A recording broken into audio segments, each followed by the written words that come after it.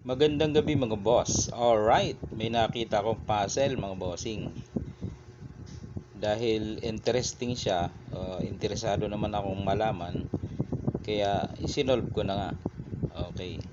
Ang rules ng puzzle na nakita ko ay unang tira ang puti, entry damang itim. Ibig sabihin, pag nakadama yung itim, panalo yung itim. Kaya dapat mapigilan siya ng puti na hindi makadama. Okay? Ganito yung sitwasyon mga bossing. O yan, lahat naman ay piyon, kaya lang may isang itim dito.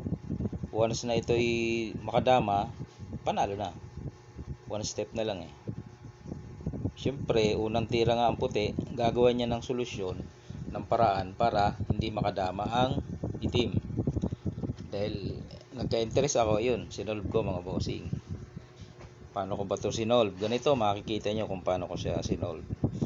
Unang tira ang puti, pipigilan natin na makadamang itim.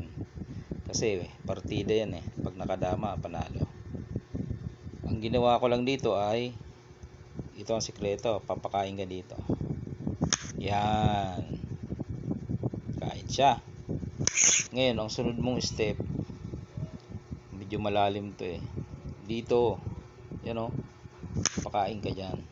Ba't kaya nagpakain doon ano? Ano kayong purpose? Yan. Hindi siya makakadama.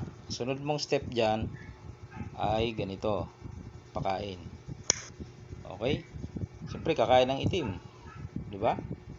Oh, wala namang iba eh, kakain.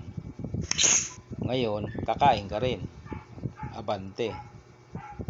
Yun, ay kakain siya ng dalawa. Ayan, di makikita mo na. Kain ka ng dalawa. Sakto mga boss. Oh, saan siya titira? Dito, talo. Di ba? Napakaganda ng kinalabasan, no? Interesting kasi kaya sinubukan ko i-solve. At ito nga na-solve natin mga boss. Balik lang natin pinaka-highlight. Ayan o. White to move and win. Dito lang. Dito. Pagkain mo abante, kain siya ng dalawa. Kain ka dalawa. Ayun. Tapos ang boxing mga bossing.